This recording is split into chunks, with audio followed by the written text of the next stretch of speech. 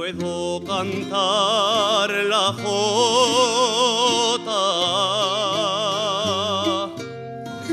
si el corazón no me habla.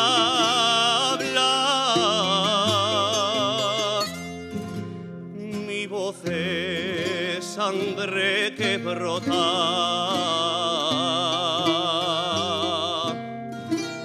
de las heridas del alma,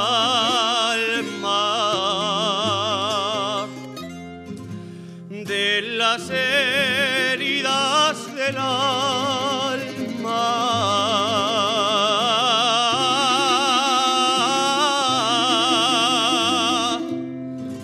No puedo cantar la jota.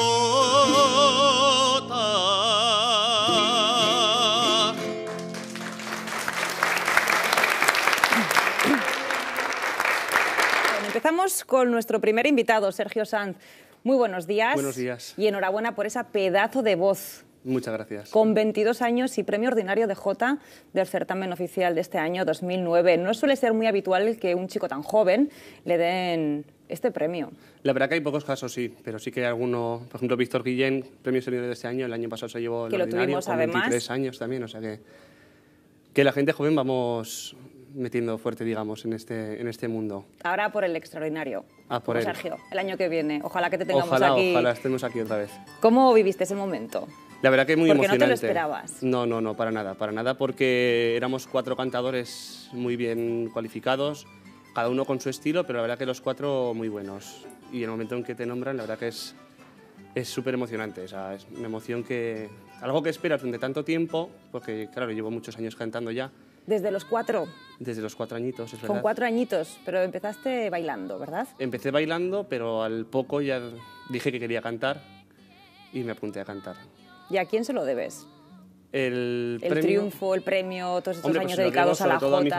a mi familia que me ha apoyado muchísimo, que de crío me han llevado a un montón de sitios. En vez de pensar por ellos irse un fin de semana a la playa o a la montaña, pues con el chico a cantar jotas a los pueblos y tal, y sobre todo a mi maestra, a Laura Martín, porque ha sido la que me ha enseñado todo lo que sé. Llevas con ella desde los 7 años. Desde los 7, 15 años ya.